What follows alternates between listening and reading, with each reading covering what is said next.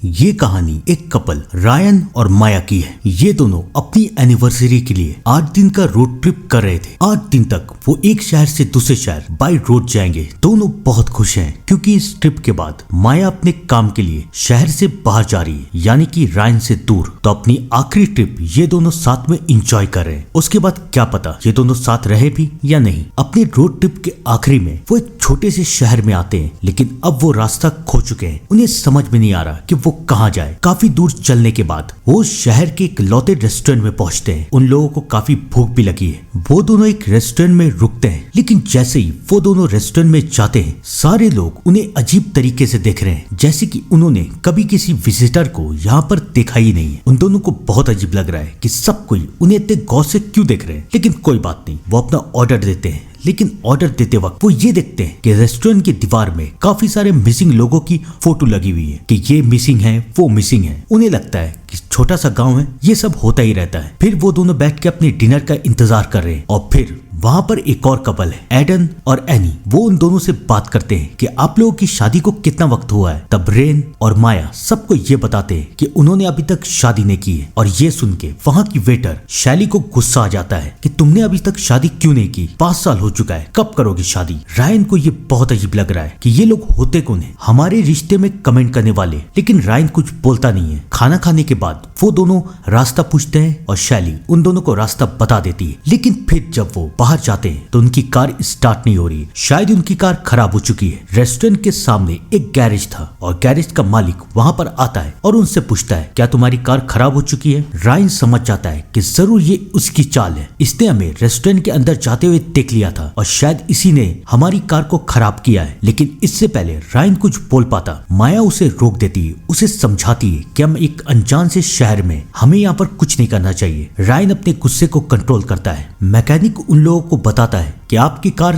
खराब हो चुकी है और इसे ठीक होने में कल तक का वक्त लगेगा। लेकिन अब वो रात में रुकेंगे कहाँ। तब शैली उन लोगों को समझाती है कि यहाँ पास में एक शिकारी का घर है और वो हर वक्त शिकार के लिए जंगल में रहता है। उसका नाम है जो। आप उसके घर में जाके आराम कर सकते हैं। यहाँ पर जो भी आता है हम उसे उसी के घर में भेजते हैं। रायन और माया दोनों तैयार हो जाते हैं और चारा भी क्या था, शैली उन्हें लेके उस घर में जाती है और उस घर में ड्रॉप कर देती है। और जैसा कि सबने कहा था, जो शिकार करने के लिए बाहर रहता है और इस घर में कोई नहीं है। रायन को अभी भी बहुत अजीब लग रहा है, लेकिन माया उसे समझाती है कि कुछ देर की तो बात ही है, उसके बाद सब कुछ ठीक हो जाएगा। थोड़ी देर बीतता है, लेकिन उसके बाद उनके दरवाजे पे एक नॉक होता है। Knock knock. वो लोग दरवाजा खोलते हैं तो बाहर एक लड़की है। वो पूछती है, तमार अंदर है, तमार को बुलाइए। वो लोग मना करते हैं कि यहाँ पर कोई तमार नहीं है। लेकिन वो लड़की बहुत ही अजीब तरीके से उन लोगों को देख रही है और फिर वो वहाँ से चली जाती है। उन लोगों को बहुत अजीब लगता है कि ये कौन थी, लेकिन फिर वो इस बारे में सोचते नहीं है। धीरे धीरे करके वक्त बीतता रहता है। काफी रात हो जाती है और अब माया को भूख लग रही है। रायन उससे कहता है कि ठीक है, मैं खाना लेके आता हूँ और रायन खाना लेने के लिए बाहर चला जाता है। माया घर में इधर उधर घूम रही है, अपनी दोस्त से बात कर रही है। तभी दरवाजे पे फिर नॉक होता है। Knock knock. माया फिर दरवाजे की तरफ जाती है तो दरवाजे में वही लड़की आई है और वो एक बार फिर पूछती है कि तमार अंदर है क्या।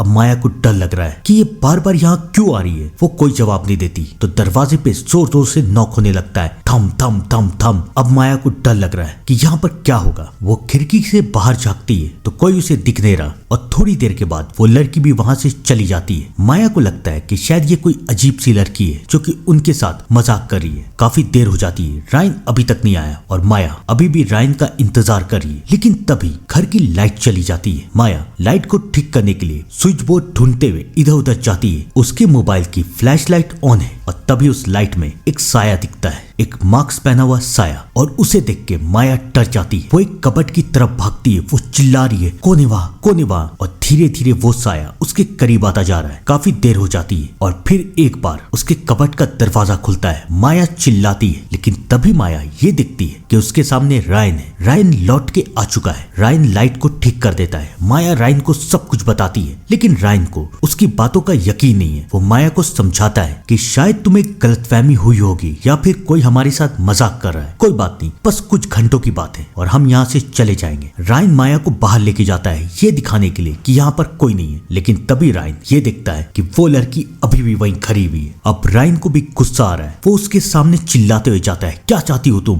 कौन हो तुम, क्यों कर रही हो ये सब। लेकिन वो लड़की वहां से भाग जाती है। रायन माया को समझाता है कि ये लोग कोई नहीं है, हमारे साथ सिर्फ मजाक कर रहे हैं और ये लोग कुछ नहीं कर रहे, बस हमें छेड़ रहे हैं। अब माया को भी रायन की बातों का यकीन होता जा रहा है। अब वो दोनों खाना खाने के लिए बैठते हैं, लेकिन अब बारी थी सस्पेंस की। वो दोनों देखते हैं कि उनके घर की छत से खून टपक रहा है। अब वो दोनों समझ चुके हैं कि ये कोई मजाक नहीं है। इससे पहले वो कुछ कर पाते। अब उनके दरवाजे में एक बार फिर नॉक होता है। नॉक नहीं, दरवाजे तोड़ने की आवाज आती है। दरवाजा टूटता है और एक अनजान सा शैतानी साया जो चेहरे पे मास्क डाले हुए है, वो घर में हथियार लेके घुस गया है। माया और रायन समझ जाते हैं कि इसके इरादे नेक नहीं है। वो दोनों एक कमरे में जाके बंद हो जाते हैं, लेकिन बेचारों को पता नहीं था कि वो अकेला नहीं है, उसके साथ दो साथी और भी है। कौन है ये लोग, क्या चाहते हैं? इतना तो कंफर्म है कि ये माया और रायन को मारना चाहते हैं, लेकिन क्यों?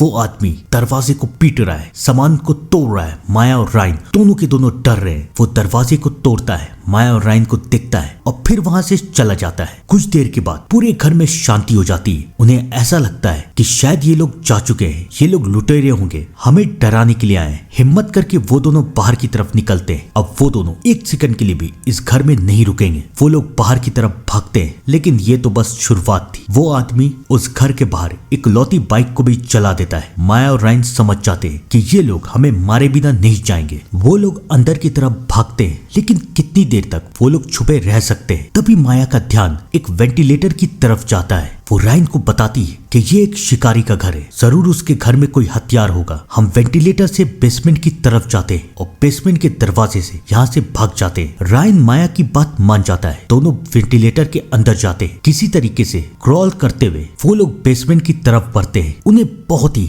हल्के हल्के जाना था, क्योंकि उनके जस्ट ऊपर एक नहीं, दो नहीं, बल्कि तीन तीन कातिल थे, जो कि उनकी एक हल्की सी आवाज में उन दोनों को जान से मार सकते थे। किसी तरीके से वो दोनों बेचारे बेसमेंट में पहुंचते हैं। सामने बहुत अंधेरा है और बाहर वो शैतान है। रायन समझ जाता है कि अगर उसके पास कोई हथियार नहीं हुआ तो वो इसका सामना नहीं कर पाएगा। वो माया से कहता है कि तुम यहीं रुको, मैं कोई हथियार ढूंढ के लाता हूँ। रायन कुछ ढूंढने के लिए वहां से जाता है और माया वहां अकेली। और इसी वक्त माया के ऊपर वो शैतान हमला कर देते हैं, लेकिन अब रायन को गन मिल चुकी है। रायन गोली चला देता है और वो शैतान वहां से भाग जाते हैं। किसी तरीके से हिम्मत करके वो दोनों बाहर की तरफ निकलते हैं और रायन उस शैतान का एक साया दिखता है। उसे लगता है यही अच्छा मौका है और वो गोली चला देता है। लेकिन जैसे ही वो उस साए की तरफ बढ़ते हैं, उन्हें पता चलता है कि ये वो शैतान नहीं बल्कि जो था, जो अपने घर आया था और रायन ने गलती से उसे मार दिया। रायन सदमे में चला जाता है कि उसने एक निर्दोष को मार दिया, लेकिन माया उसे समझाती है कि हमें यहाँ से भागना है। किसी तरीके से वो लोग भागते हैं। अब उनके पास जो की गाड़ी थी, वो जो की गाड़ी में बैठते हैं, लेकिन इससे पहले वो यहाँ से निकल पाते, वो शैतान उनकी गाड़ी को टक्कर मारता है। उसका प्लान बहुत सिंपल सा है, वो उन्हें दबा के मारना चाहता है। रायन का पैर गाड़ी में अटक चुका है। वो माया को कहता है भागो यहाँ से, प्लीज भागो। माया जाना नहीं चाहती,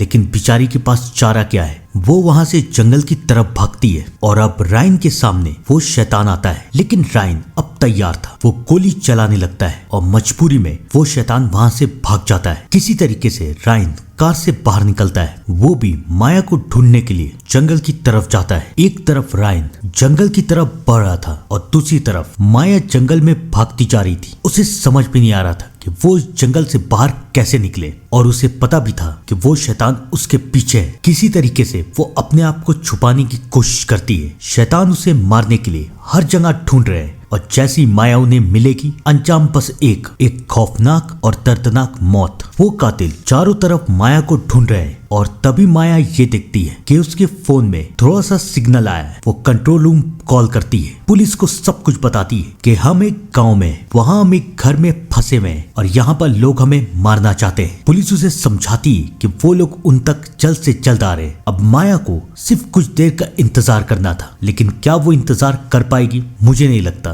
क्योंकि फाइनली वो कातिल माया को ढूंढ लेते हैं और माया को बेहोश कर देते हैं। और इन सब से अनजान रायन पूरे जंगल में माया को ढूंढते हुए फिर रहा है। माया तो रायन को नहीं मिलती, लेकिन उसे उन कातिलों की एक साथी मिल जाती है। रायन उसे धमकी देता है कि बताओ माया कहाँ है और तुम लोग ये सब क्यों कर रहे हो, वरना मैं तुम्हें मार दूंगा। लेकिन रायन की धमकी का उसके ऊपर कोई असर हो ही नहीं रहा। ऐसा लग रहा है कि वो एक साइकोपैथ है और उसे मौत का भी डर नहीं है। अब रायन को गुस्सा आ रहा है, लेकिन इससे पहले वो गोली चला देता, उसका साथी आके रायन को भी बेहोश कर देता है। कुछ देर के बाद रायन और माया उन दोनों की आंखें खुलती है। दोनों के दोनों कुर्सी से बंधे हुए हैं और उनके सामने वो तीनों शैतान हैं। रायन और माया चिल्ला रहे कि तुम लोग ये क्यों कर रहे हो, क्या चाहते हो, लेकिन उन शैतानों को कोई फर्क नहीं पड़ रहा है। सबसे पहले वो रायन को मारते हैं। माया अपने सामने अपने प्यार को मरते हुए देखती है। वो फिर से रो रही है, चिल्ला रही है कि तुम लोग ये क्यों कर रहे हो, हम लोगों ने तुम्हारा क्या बिगाड़ा है, क्यों हमें मार रहे हो। लेकिन वो शैतान कुछ नहीं कहते, वो माया के ऊपर भी हमला कर देते हैं। अब माया भी धीरे धीरे तड़प तड़प के मर रही है। लेकिन उसी वक्त वहां पर पुलिस का सायरन बजता है और वो तीनों कातिल वहां से भाग जाते हैं। वो तो वहां से भाग जाते हैं, लेकिन वो ये नहीं देख पाते